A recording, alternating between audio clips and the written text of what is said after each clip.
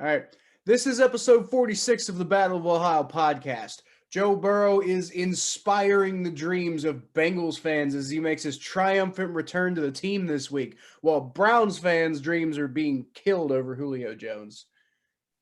But we're also going to actually talk about breakout players this week, something we planned to do last week, and I think we even talked about it in the intro, and then we just ended up having to cut that section for time purposes. And just really didn't end up working out. But we're going to talk about them this week. And finally, I laugh at anyone who doesn't seem to understand how bad I think the Steelers are going to look in 2021. Because why, Thomas? Because Pittsburgh Steelers still indeed suck. They do. Steelers still suck. Yeah.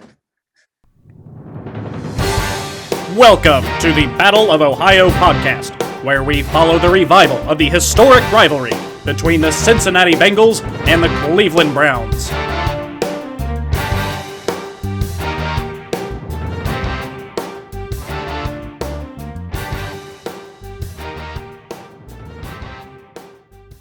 Tell me what you're drinking this week. Or this, I guess this week. We only do one episode a week right now.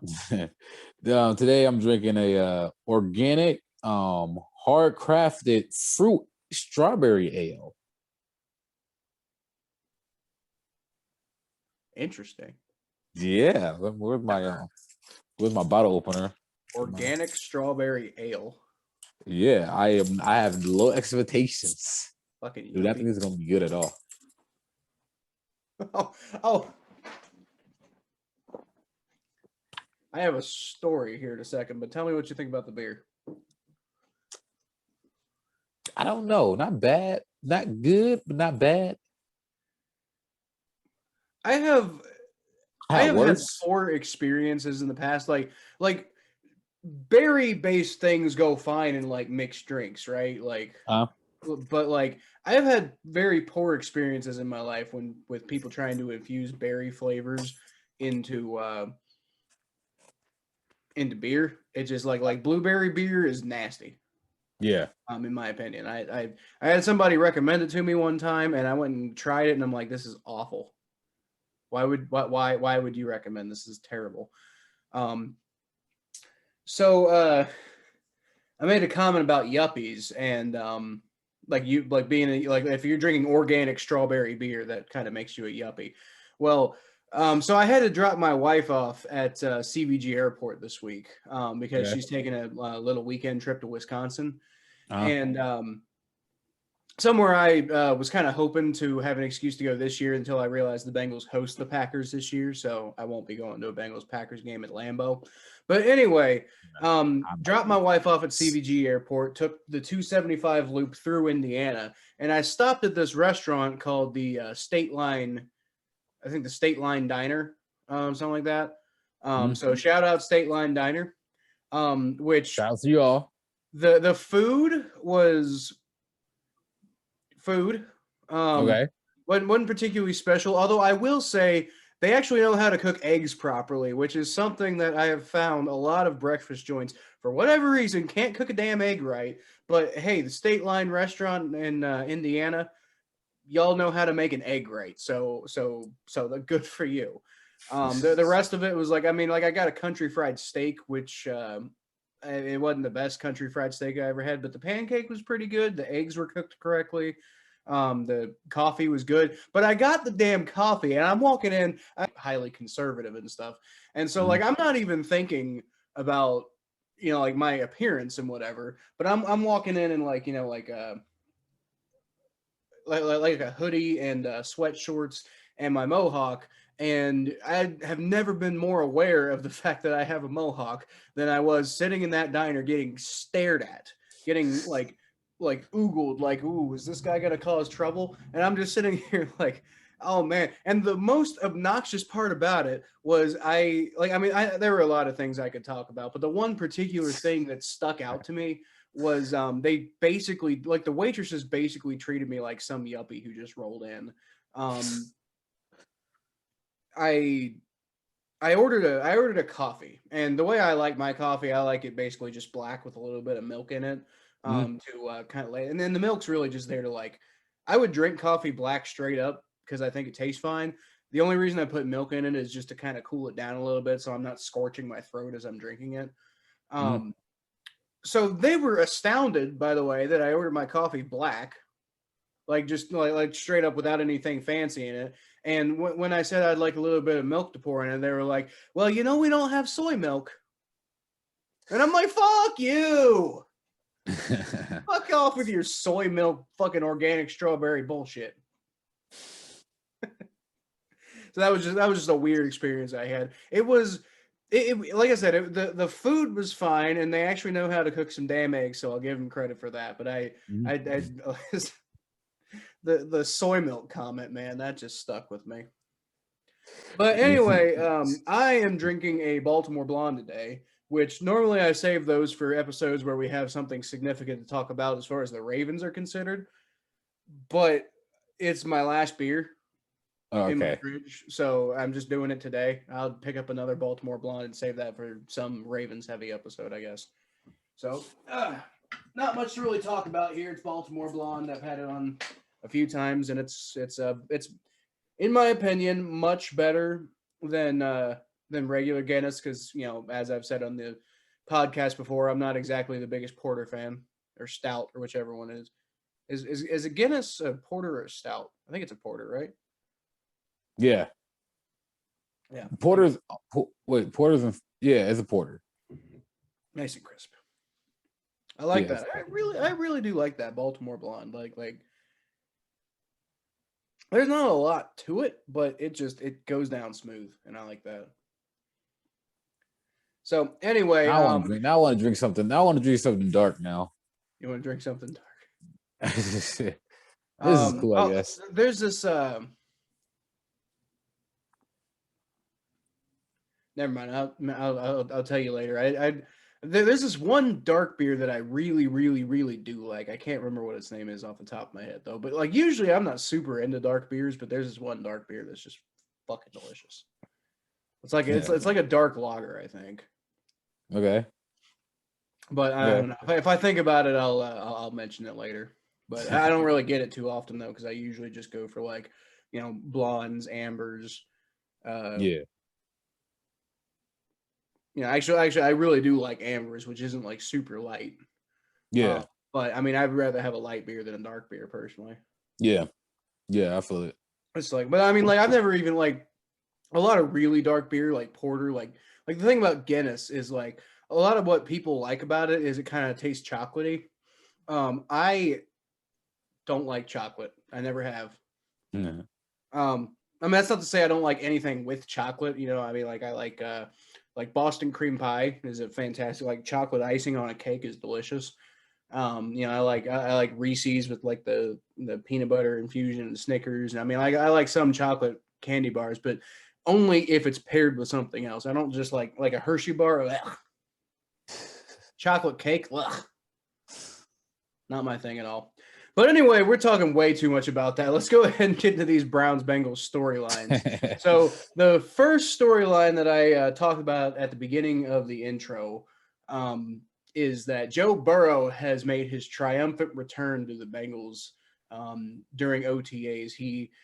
We all saw that video at the beginning of the week where Joe Burrow walked across the street.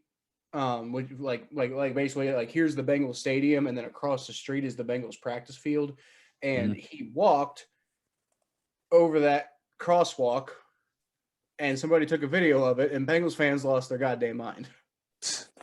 Man, so somebody said Joe Burrow crosses the street, and Bengals fans lose their mind, and it's true. We all went nuts, and I'm not going to apologize for it. Hell yeah, Joe Burrow's back. Man, Joe Burrow, man, he's such a polarizing figure, man. He's just that cool dude, you know, the freaking cigar after winning the national championship, lighting that up. He's such a polarizing figure. Mm-hmm. And like I enjoy Joe Burrow. That's why I love his swagger. I love his supermodel kind of style. Man, Joe Burrow's a superstar, man.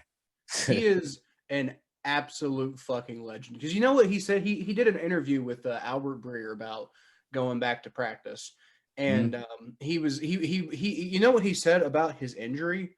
Instead of being like, yeah, it set me back, yeah, it sucks to get injured in your rookie year. You know what he said? He said, actually, if you look at it, he said it was actually kind of beneficial for me because I really started from the beginning and I was able to refine some of the things that need refining. So this dude took like a devastating knee injury and he's like, I could use this to my advantage. Like, what a fucking legend. I'll raise a beer to you, Joe Burrow. God damn.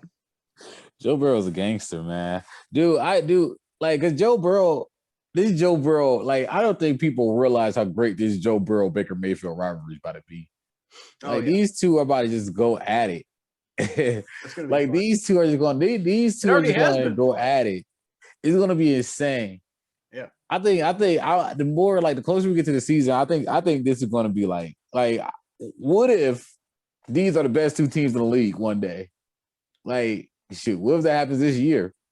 I think that won't happen this year, but I mean, I don't know. I really do think the Bengals are about to take a step this year, though. Like, I mean, legitimately contending for the playoffs, if not making the playoffs this year. I legitimately think the Bengals are going to take a step that a lot of people aren't expecting.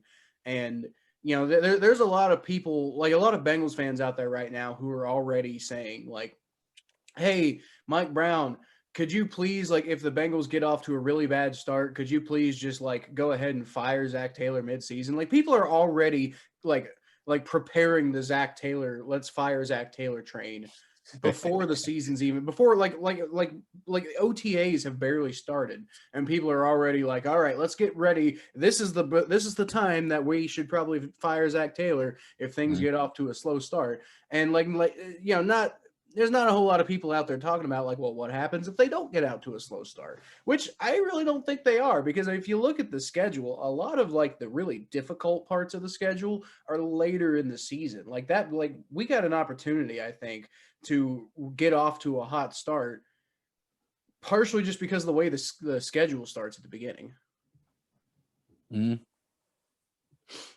So, no, I think what's going to happen with y'all is, I think Joe Burrow and Jamar Chase is just going to be this, like, amazing combination. It's going to open up your offense, and I think they're going to click so early.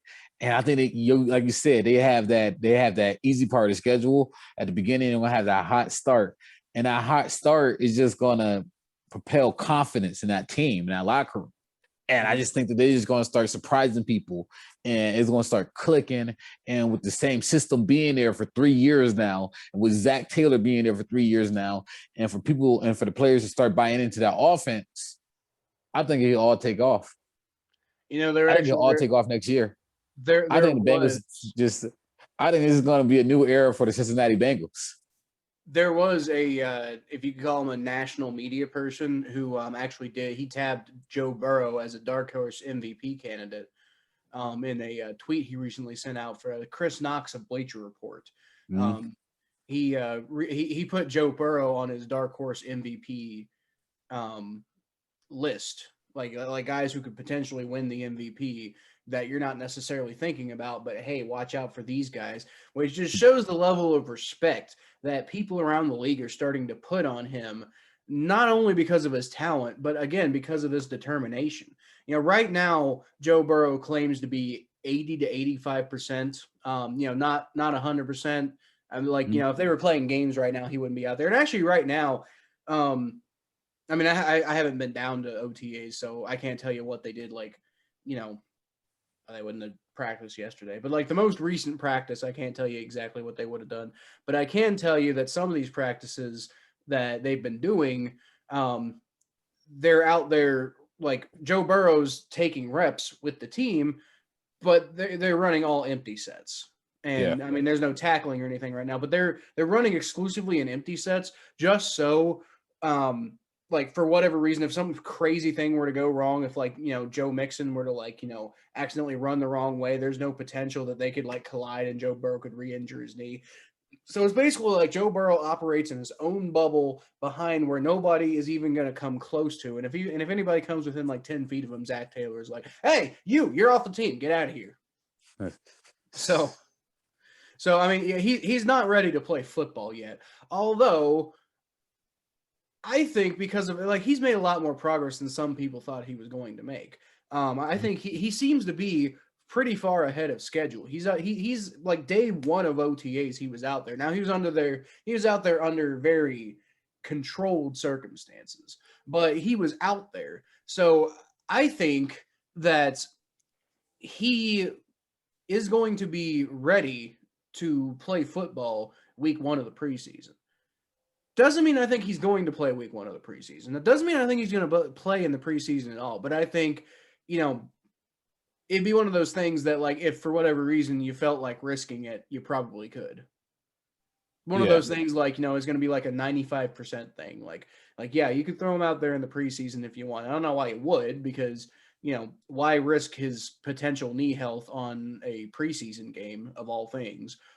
But I'm just saying, I think he's on pace right now to basically be ready for week one of the preseason, which really makes me excited about week one of the regular season, because like if I think he's going to be ready 4 weeks before that, then what are things going to look like in week one of the regular season when he's like, rested and ready to go? Yeah. Yeah. Yeah, man. I think Joe Burrow is going to be everything that I'm hearing, all the videos I'm seeing, all the everything I'm hearing from tweets on Twitter and everything, everybody's saying that Joe Burrow should be healthy, more than ready to go, more than fired up. Man, Joe Burrow is just going to go insane this year. Speaking of videos and being worked out and ready to go, how about this Odell Beckham workout tape, Tom? Odell Beckham has a new workout video. It's kind of workout commercial he put on his Twitter. It already have 6.7 thousand retweets and 34,000 likes. The video is being very popular around the internet. A lot of Browns fans currently are debating whether the video was too dramatic or was it him showing off that he's ready to come back. I personally believe the video is very encouraging for what Odell Beckham is going to do this season. I'm very excited about Odell Beckham's potential this year. I'm very excited about what Odell Beckham is going to do with Kevin Stefanski's offense. So when I see videos like this, I think he's telling the fan base that he's coming. I think he's telling the fan base that he's ready for a great season. I think he's telling the fan base that he's going to be at a level that we haven't seen before. So I'm just so passionately excited about what Odell Beckham is going to be this year. Oh, it's going to be. You're gonna whatever it does end up being, you're gonna get to see it. You're gonna get to figure out what Odell Beckham could be for the Cleveland Browns this year, because Mary Kay Cabot, pretty much, is that how you pronounce it, by the way? I think I've asked this on the show before. Is it Cabot or Cabot? Because it looks like it could be either, but I'm just gonna say Cabot because I'm from Kentucky, so I'm gonna say Cabot. Mary Kay Cabot pretty much destroyed any hope that Odell Beckham and like there might be a Julio Jones trade for the Browns involving Odell Beckham, which I posited on the last episode of the podcast, basically saying, I think this makes sense because, I mean, how I feel about Odell. I don't think he's, I think he's a bit of a distraction. And on top of that, I don't think he's nearly, he hasn't shown that insane level of talent that we know he has. Yet. I mean, there's been flashes here and there, but it just hasn't been consistent. So in my opinion, I think the Browns would have benefited from finding some way to trade Odell for Julio Jones, and with whatever other compensation in there on both sides. I don't know, but just some way to get Odell to Atlanta and some way to get Julio to Cleveland from an unbiased perspective would make sense. Now, from a biased perspective, I don't want that to happen because that would mean good things for a Bengals rival, and I don't want that. But Mary Kay Cabot made a really good point about how the Falcons just don't really have the calories. The Falcons don't really have the salary cap space for that. Because right now they actually have, I think the 30th, or I guess the third worst salary cap space in the NFL right now.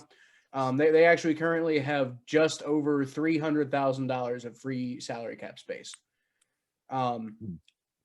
So if you're trading Odell Beckham for Julio Jones, yeah, you're freeing up some salary cap space because that Julio Jones contract is like $23 million. But you're getting Odell Beckham Jr., who has a pretty damn high cap number himself. I believe it's 15.7, nearly $16 million salary cap hit. Yeah. So as like, yeah, you'd free up about $7 million there if you're the Falcons. But I mean, I'm thinking if you're the Falcons, you're probably, and you're thinking we're going to trade Julio Jones. The reason why you're seriously considering that, beyond the fact that apparently Julio requested it himself, but the reason that the Falcons are really seriously considering if this makes sense for them is because freeing up $23 million of cap space really help out your team when you only have $300,000 available. So yeah, so anybody who was hoping that there would be that trade, put it to bed because that's not happening now. Man, I wish we could trade. I wish we could keep Odell and get Julio, but that ain't happening. That ain't happening. Pipe dreams. That ain't happening. I wish we could add Julio Jones to the Bengals wide receiver room with, you have Jamar Chase, you have Tyler Boyd, you have T. Higgins, you have Julio Jones. I mean, come on, man. That just sounds like a really good wide receiver group. Like, you cannot say that would be a bad thing, even though we already talked about that on the last podcast where that's ridiculous and makes no sense. But regardless of the fact that it's ridiculous and makes no sense, people have still felt the need to bring it up and be like, I wish this would happen. Well, shit in one hand and wishing another to see which one fills up first. Man, I like Odell, man. I don't want to trade Odell. I ain't trading Odell. That's my dude. So, Odell. What I want to get to next is what we didn't get to last week, which is the who we think will be the Bengals and Browns offensive and defensive breakout players in 2021. So I'm going to let you go first, Thomas, because I think it transitions well from our last point of discussion, because I have a feeling your offensive breakout candidate for the Browns is probably Odell Beckham. Actually, it isn't. Wow. Wow. Even though we just talked about it, but okay. Well, here's my thing. When you was talking about when you was talking about breakout players, yeah, I'm thinking, I know Odell's going to perform. To me, I think Odell's going to have 1,000 yards no matter what. I don't think that that's going to be as big of a surprise this year as when Donovan Peoples-Jones. I think that he's going to be a huge third receiver. In fact, I think he might become possibly. No, I'm not going to say that. But I think Donovan Peoples-Jones is going to be a huge third receiver for the Browns. I think he's going to be an amazing weapon for Baker Mayfield.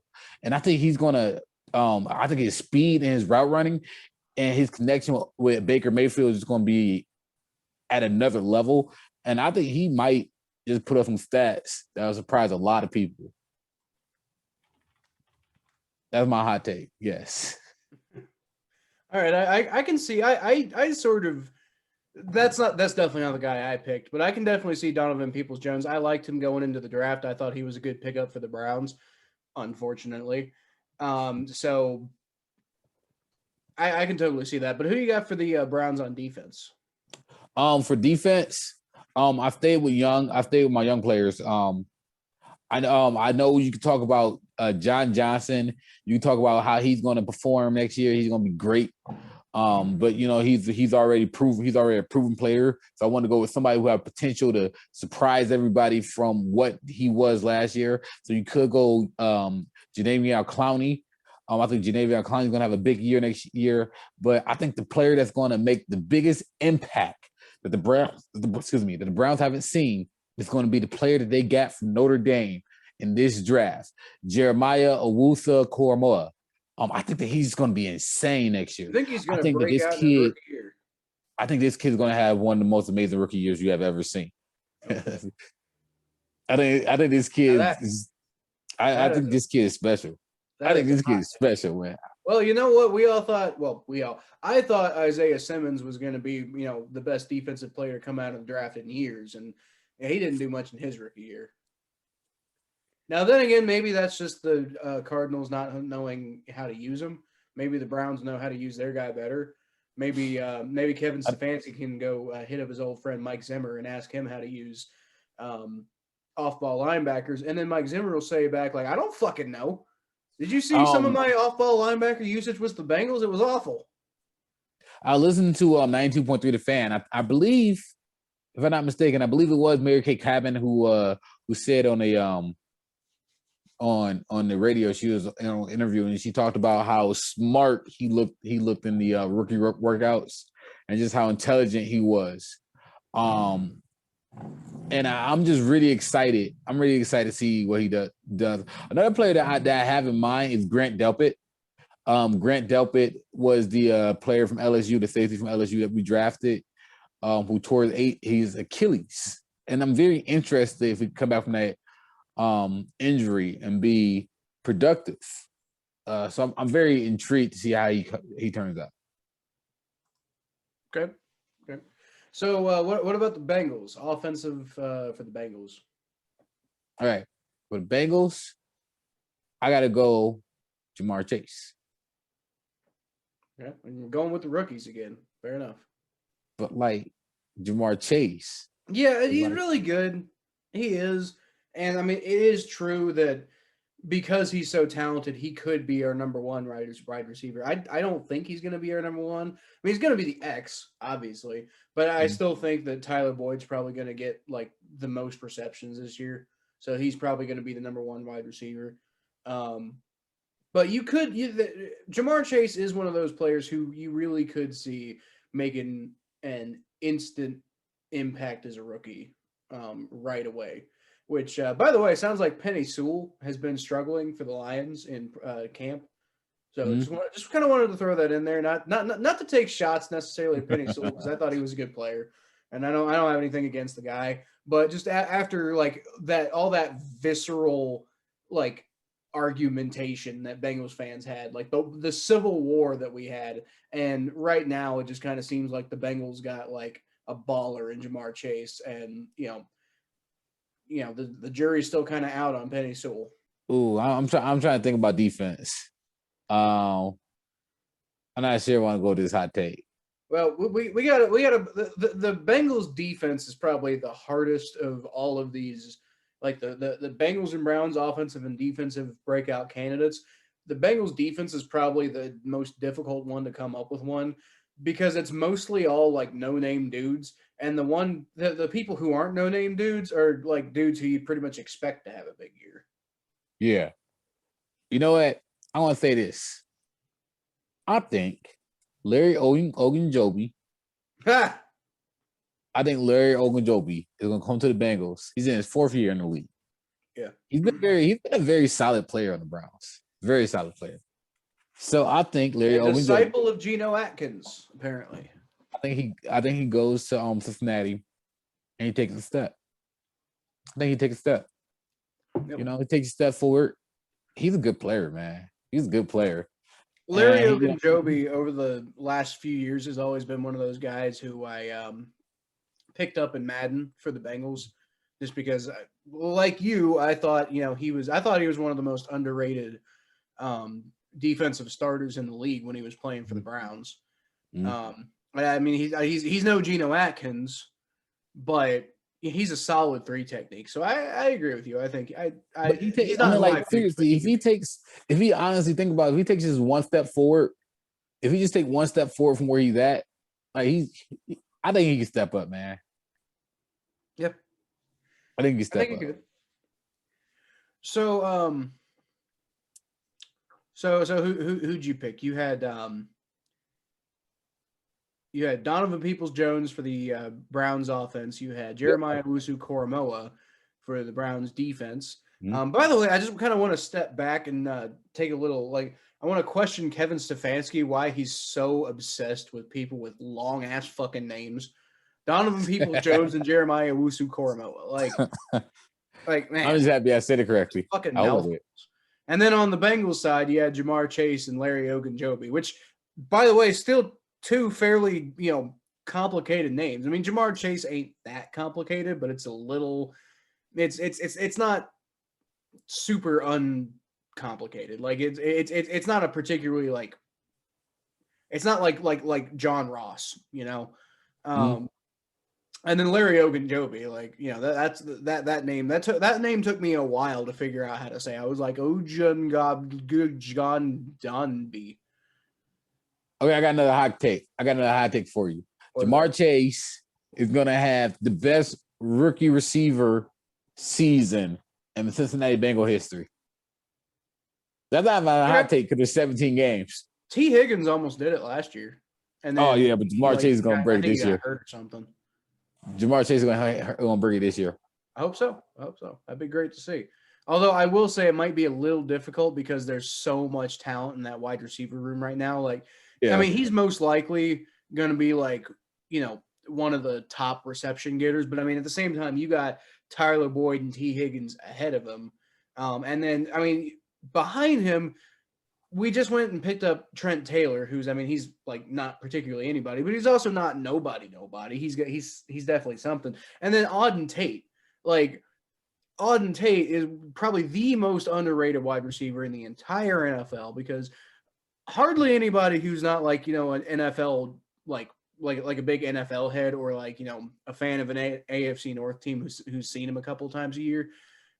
Most casual fans around the NFL would have no idea who Auden Tate is. He's one of those guys who you can go pick up in fantasy, on the waiver wire in week 6 every fucking year, because nobody knows who Auden Tate is. And if you're a Bengals fan and you know what's going on with the team, you kind of have this advantage of knowing, hey, if Auden Tate gets in the game, then he could make an impact, from a fantasy perspective that, might save you in a situation where, otherwise you'd be playing some guy who has a potential to have 0 catches in the game.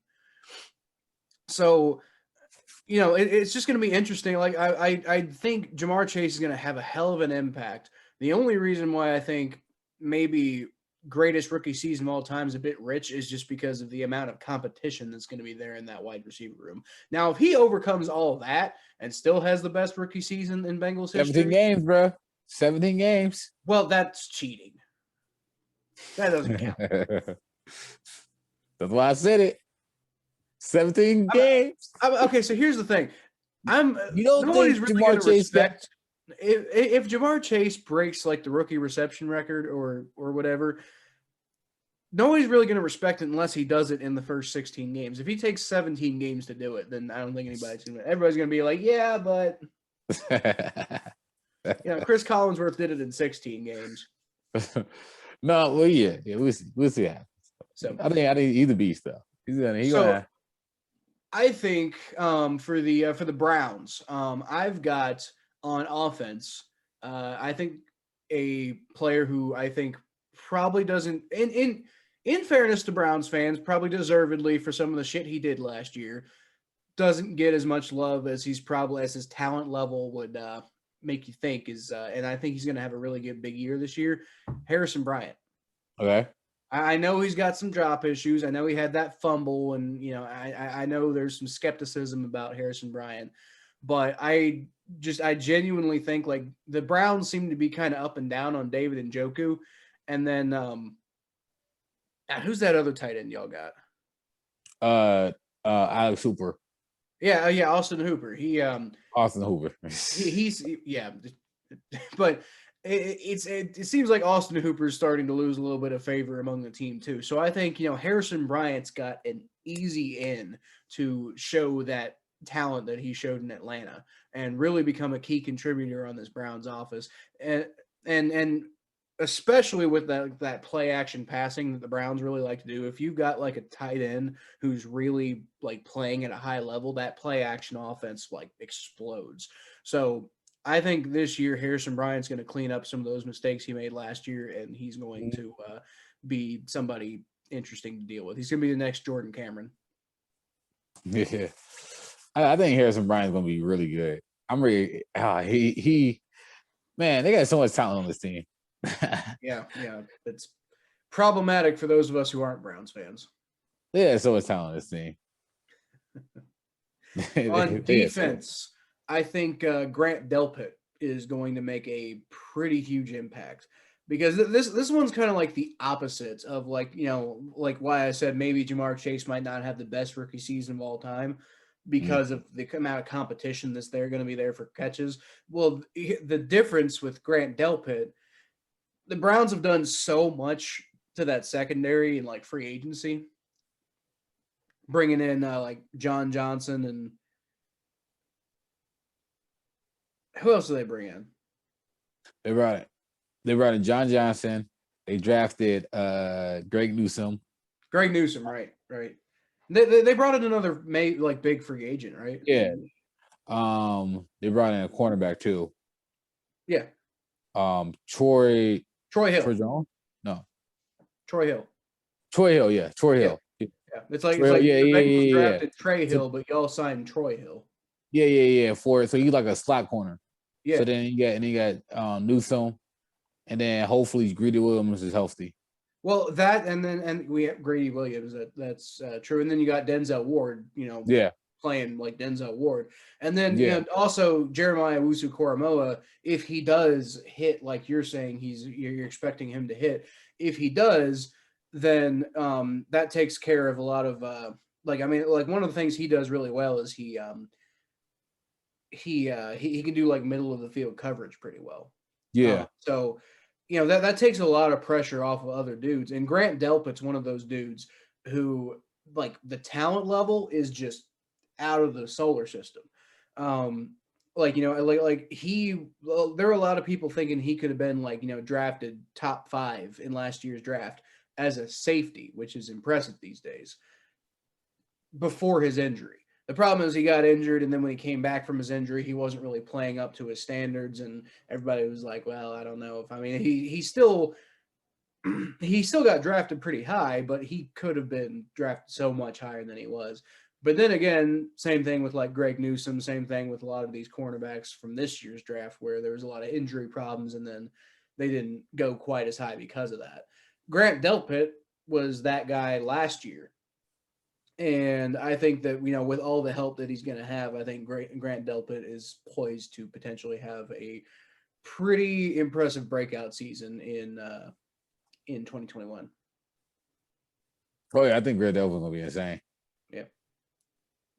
I hope. It's just that injury, man. This is that injury that bothers me. I was talking about Jeremiah Owusu-Koramoah. I figured out who I was trying to think of earlier for the Bengals defense.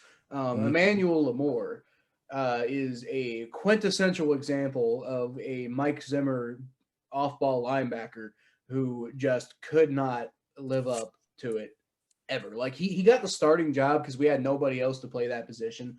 He wasn't any good. He was trash. And like the Bengals didn't never, ever were able to find a solid off-ball linebacker, and it hurt them constantly because you could basically just like spam throwing it to the tight end against the Bengals back in those days, and that's how you beat them.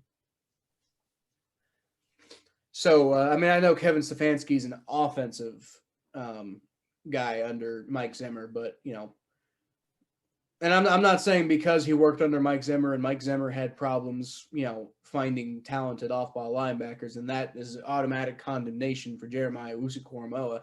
That's just the one connection that I have that I can really say as a Bengals fan is, I wouldn't trust Mike Zimmer people and off-ball linebackers, but we'll see because Jeremiah Owusu-Koramoah is very talented, and the Bengals, in fairness, never really invested in the position, so that was part of the problem.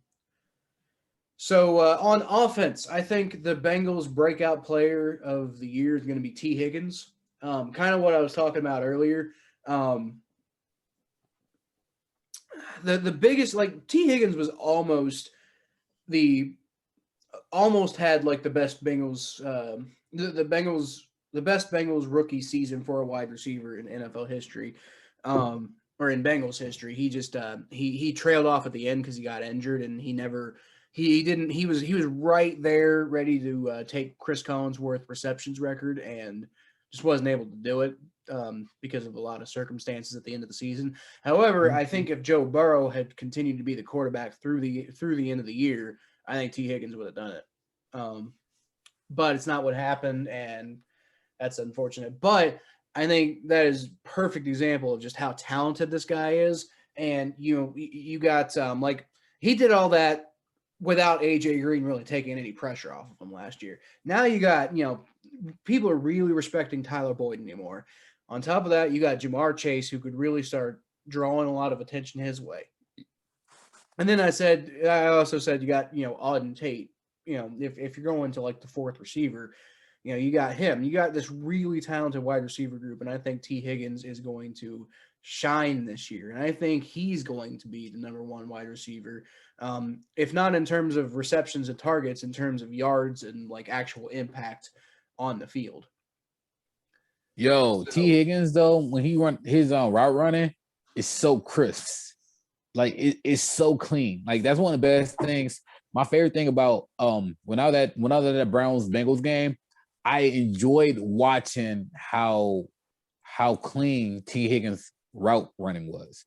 He's such a great route runner. He's so precise, man. He got good flow to the game. He's a good route runner. Yeah.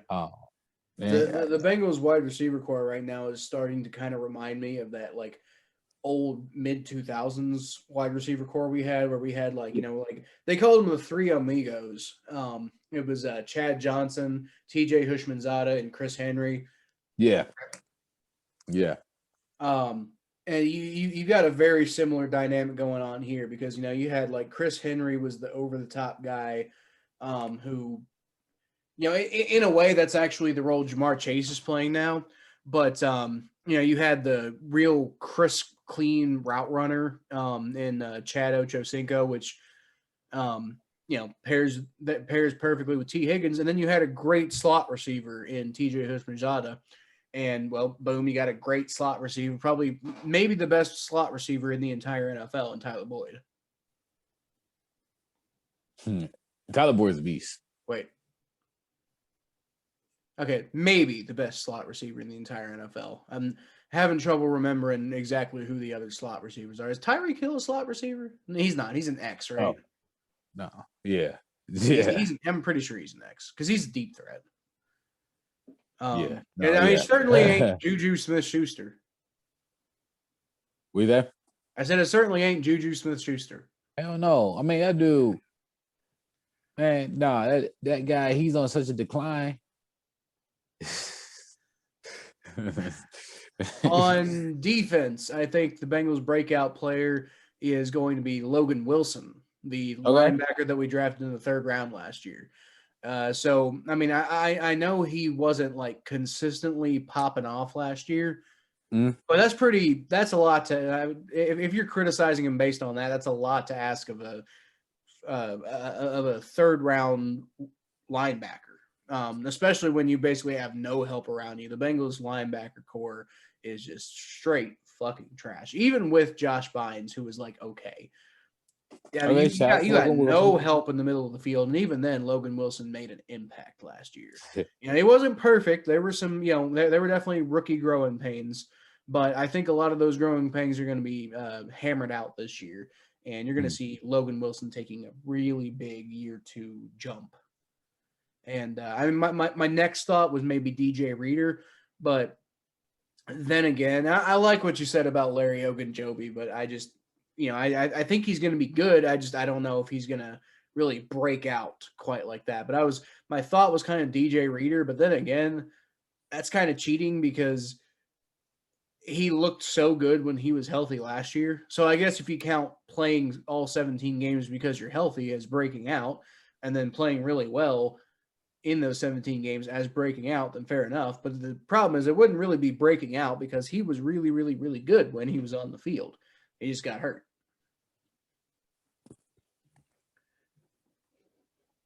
Yeah. I really like Logan Wilson. I think he's going to have a. No, I mean, I'm trying to remember. There was a game last year that Logan Wilson caught my. Wait, no, never mind. Quality content from the Battle of Ohio podcast right there, guys. This is why look, I went to the Indians game earlier today. I had a good time. Maybe a lot to drink while I was downtown Cleveland today, Memorial Day. I was safe. Okay. I was safe. I'm very happy right now, but I won't leave it. I'm just leave it at that. You know, my birthday was 2 days ago on Saturday, and my wife took me to this like new steakhouse out in Norwood, and they had this really good IPA. I think it was Rhinegeist, so it wasn't anything particularly interesting. So, I mean, we talk about beer a lot on this podcast. It was Rhinegeist Truth, and I'm not usually the biggest IPA fan, but it was pretty good. Right, but on top of that, man, they had this, I forget what it was called, but they had this whiskey that I got it on the rocks, and I just got fucking sloshed. Like, just out of my mind. It was great. I was so happy because my wife was like, hey, it's your birthday, I'll drive. And I'm like, hell yeah. Rhinegeist Truth is the truth, though. Oh, Rhinegeist Truth is really good, yeah. Like I said, I'm not usually the biggest IPA fan, but I like some IPAs, and that's one of them that's really good. But Rhinegeist in general is just excellent. Yeah. So anyway, let's go ahead and move on to the state of the AFC North now. Oh, yeah. Not a whole lot to talk about here, but let's start with the Steelers, who you remember early. Yeah, they still suck. You remember earlier I mentioned that Joe Burrow was tabbed by Chris Knox at Bleacher Report to be a dark horse MVP candidate. Well, you know who else was on that list? Who? Ben Roethlisberger. Right. You see that face. That was my face too. It was like, what? Well, look, all that credibility for all of that. You know what? Look, man. So I guess we're just resting in peace. Joe Burrow's MVP. Okay, Juju Smith-Schuster, right? So you have Juju. Yeah. What if he does get back to like his original form? Excuse me, and he had the best season. You mean his original form being super overrated? Yeah, well, Chase Claypool is really good. I think Claypool is really good. And I think Chase Claypool is a problem, but I think Juju Smith-Schuster. And what if this running back they got comes out and he's the truth when the offense just clicks? All that can happen. They're the Steelers, man. They have no Steelers. Big Ben is still, he might just come back. Look, okay, so here's the thing. If for some godforsaken reason Ben Roethlisberger actually returns to being a really quality NFL quarterback, then yeah, maybe. Because, I mean, if Ben Roethlisberger goes off, like a lot of my assumptions that the Steelers are going to be bad this year is kind of based on the fact that I think their quarterback has just fallen off of a cliff, and the rest of the team is kind of going to like fall off with them because you're going to drag them down with them. But if for some god-awful, godforsaken reason Ben Roethlisberger actually does come out and ball out, then yeah, the Steelers are going to be successful around him, and everybody's going to be like, Ben Roethlisberger for MVP. So, I mean, I get the dark horse kind of sentiment there. It's like you don't necessarily have to say that Ben Roethlisberger you're expecting Ben Roethlisberger to be good to call him a dark horse MVP candidate, because if anybody is going to look like an MVP if their team does well, it's Ben Roethlisberger. Yeah. Because they would require him playing pretty well for them to do any good. Yeah. Yeah, I don't think, you know what though, on a little more I think about it, I just don't see Ben Roethlisberger. I think he's gonna have a hot start, but I think like by week 6, he's just gonna look horrible. See, I actually think quite the opposite. I think he's going to get off to a shit start, and then like somewhere around like week 6, he's going to go through this like stretch of like 3 or 4 games where like he's going to start fooling everybody into thinking that he's back to the old Ben, and then he's just going to go back to playing like shit for the rest of the season. I can see that. I'm with you. I think he's going to be this is going to be his last stand. Yeah, I think this has got to be his last year. I really hope it's not. I hope they just keep playing him forever. But as if I'm talking about reality here, if I'm right that he's going to be bad, then this is probably his last year. Yeah. So the Ravens, the big story surrounding them for the last couple of weeks has been the whole Julio Jones thing. And it sounds like they're probably not going to go get him either. Awesome. So yeah, I mean that's good for us. Yeah. But ESPN's Josina Anderson basically said that the Ravens have no interest. They are apparently they apparently are really, really, really like the wide receiver core they have. Suckers. Which, yeah, suckers. But I mean, it's not like they don't have a horrible wide. I've seen there were worse wide receiver cores. I mean, I think the Steelers wide receiver core is worse, honestly. I mean, Chase Claypool. But other than Chase Claypool, I don't think the Steelers really have anybody all that exciting. I mean, Deontay Johnson could be good if Ben Roethlisberger's good. Juju Smith-Schuster could put up some stats if Ben Roethlisberger's good. But if Ben Roethlisberger's not good, y'all are going to see that this Steelers wide receiver core really ain't all that. Deontay Johnson. Yeah. Yeah, exactly. So the Ravens got Sammy Watkins, Marquise Brown, Rashad Bateman, Miles Boykin, Devin Duvernay. I didn't know they had him. James Proche II. I don't even know who the fuck that is. Tyler I keep Wallace. forgetting they got Sammy Watkins. Yeah, they got Sammy Watkins. I keep forgetting they got him. Jalen, huh? I keep forgetting they got him. Yeah, that's the one guy they convinced to come over in free agency after being constantly turned down. He's pretty good, man. They got Jalen Moore, Deion Kane, Benjamin Victor. That's a really weird way of spelling Benjamin. They got Dante Silencieux, like a French name or some shit. I don't know. But, yeah, so, I mean, Sammy Watkins, Marquise Brown, Miles Boykin, and then Rashad Bateman, if Rashad Bateman turns out to be as good as people are kind of thinking he'd be. That's a fine wide receiver core.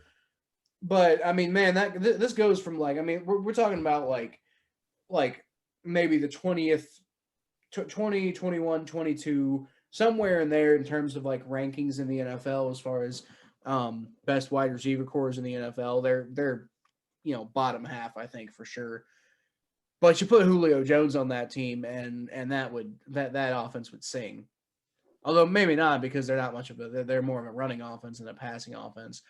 But like I said, none of it really matters because it sounds like Julio Jones is not on the Ravens' radar at all. Also, interestingly, apparently he was on the Ravens' radar. The Ravens were considering putting together a deal for him until the draft. So I guess when they went out and got Rashad Bateman, they were like, okay, we're good. We don't need Julio now. I don't know. I think you pair Bateman and Julio. I guess if y'all got Sammy, y'all did just go out and get Sammy. I mean, it's a fine pickup. It's not particularly. It's just that it all just goes back to Lamar Jackson. What kind of season are we going to see from Lamar? Is he going to? Never mind. I think he's going to be better than Ben Roethlisberger. I say this every single week. I just say this every single week that I think that we just seen the best of Lamar already. I say this every single week. I agree that we've seen the best of Lamar. That doesn't mean I think he's going to be bad. I just don't think he's going to be at an MVP level. Yeah, I think we've seen his peak. I don't know. I think he's still going to be fun. I give him 5 more years. I think he's fun though. I think he's awesome.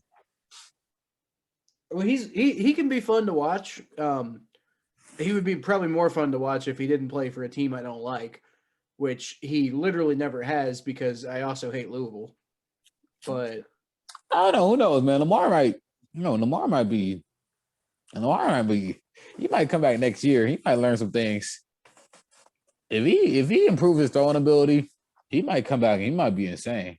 I think Lamar's going to be fine. I don't think he's going to fall off some cliff. I also don't think he's going to be it's going to be more of what we saw last year than what we saw in 2019, Sorry, I got a helicopter going right over my house. Like I think a big part of what made 2019 so successful for Lamar was the scheme that was built around him. And the problem is the NFL's already figured out that scheme. Yeah. And Greg Roman is not exactly known for being adaptable. So yeah, I think I think 2021 for the Ravens is just gonna be more of what 2020 was. Except you're gonna also have a much better Bengals team. So the Ravens got 2 wins over us last year, right? And what was their record? Their record was the same record as the Browns. It was 11-5, I think. Yeah, 11-5. So I mean, like, I think in my record predictions, I predicted the Bengals would split with the Ravens. So that would, like, I mean, if they had a similar season this year that they had last year, then that would put the Ravens at probably about like 10-7 this year, roughly. Which could be enough to make the playoffs. But if the Bengals are also sitting there at like 10-7, then the Bengals would, the Bengals might be taking that playoff spot from them. Yeah. But then again, this is a lot of assumptions because so far, we keep saying on this podcast that the Bengals are going to be good this year. But the Bengals, like, I thought the Bengals could have been good with a lot of the stuff they put together in 2020. The biggest problem is actually putting it all together at the same time. That's at the end of the day. That's why these like Zach Taylor, why the fire Zach Taylor crowd exists, because there are some people that are denying there are some people out there that are denying the talent that Zach Taylor's put together, but for the most part, people are just questioning Zach Taylor's ability to get that talent out of the players. I'm actually very excited the fact that they're not that Ravens aren't getting Julio Jones, by the way, because like that's just like I do not want that for Lamar at all. I just do not want that for Lamar. Well, like it would be so awesome, but it'd be so bad for us. So yeah. I think that would work for them, but I don't know. That's my last thought on it. I'm done. Pittsburgh still sucks. Pittsburgh still sucks. That's something I think we can all agree on, and it's nice. Hold on, what? Apparently, the Bengals signed a new player. Breaking news. I don't think this is breaking news. I think this happened looks like it happened 4 days ago. I'm just late. Kayvon Frazier, let's find out who is Kayvon Frazier. You are watching breaking. This is fascinating stuff, by the way. This is the kind of content that y'all should come to expect from the Battle of Ohio podcast. Me finding out about something 4 days after it happened and then like doing research while I'm in the middle of the show. Yeah. Great quality content here. But I am going to do the work because I care about you guys. And I want I want to say, I want the things that I say to actually have some, I want it to matter. So it looks like he's almost entirely a career nobody, except he started 2 games in Dallas in 2018, and that's about it. Okay. I mean, I guess we lost. What's his name? Clayton Fajettolum. Did we lose him this year? Or was it, I think it was last year we lost him. Let's see, Clayton Fajettolum. We lost him we lost him last year. So I guess we never really came up with a replacement for him. So I mean, I guess maybe that's part of the thought process. I mean, there's no guarantee that this Kayvon Frazier guy even makes the roster, but maybe they're just bringing him in as competition because special teams in particular, we kind of need to start shoring that up because we've lost some guys. Yeah. Sethan Carter, Clayton Fajettolum last year. So, I mean, I guess that's what that's about. But, nothing exciting. Kayvon Frazier. Now a member of the Cincinnati Bengals. Yay. Also, we got Joe Bacci. Bengals fans are more excited about that guy. An undrafted free agent from last year who I don't think did anything in 2020. But Bengals fans are more excited about that guy than they are about Kayvon Frazier. So that tells you anything about Kayvon Frazier. Congratulations, Kayvon Frazier. You made it. Yeah, you made it to the Bengals roster after having spent most of your career in Dallas.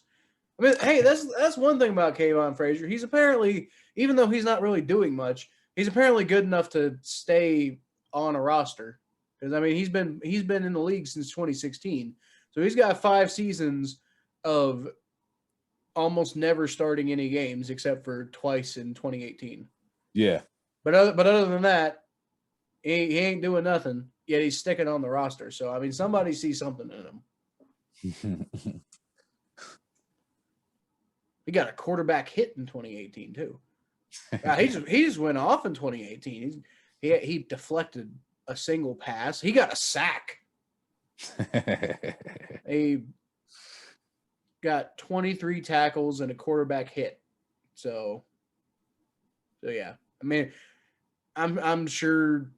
I'm not trying to talk shit, by the way. Like if for some god-awful reason, Kayvon Frazier, if you're watching, which I can't imagine why you would be, I ain't trying to talk shit. I'm sure you're a better football player than me, but I'm not inspired by this signing in any way, shape, or form. Kayvon Frazier, he's a hater. I'm not trying. I guess I kind of am being a hater. I don't intend to be a hater, but I guess, yeah, that's kind of what I am doing. Watch Kayvon Frazier go off next year. Go off for him, Kayvon. Look! If Kayvon Frazier goes off next year, if he ends up being like the Bengals, if he ends up being the Bengals breakout defensive player of the year, then I want you to go back to this episode 46. Remember it in your head and cut this whole part out and put it on the episode at the end of the season and just be like, look at Kyle being dumb.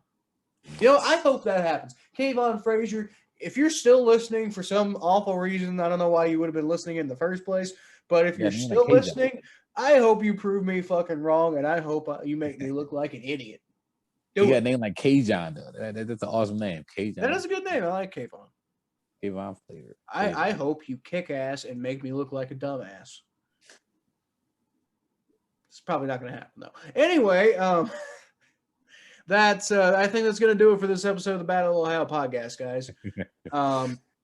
Thanks for listening. If you want to hear more football opinions from me and Thomas, more trash talk about guys who are just trying to have an NFL career and, don't need some dumbass with a mohawk and a fucking black wife beater talking shit about you, then go follow me on Twitter at KylePhelps92 or Facebook.com/ThePhelps, or you can follow Thomas at T_star94 on Twitter and Instagram. And you can find him on YouTube, the Blowdown page. Just Blowdown page, not the Blowdown page, just Blowdown page. Yep. Definitely look all that stuff up. Good channel. If you're really, really hard pressed for more like video content, then you can always follow my channel, which is just Kyle Phelps on YouTube. I don't really have a regular content schedule in any way, shape, or form, but occasionally I'll get a hair at my ass and put a video out. So, yeah, thanks for listening, everybody, and I'll leave you with a Who Dey. Go Browns.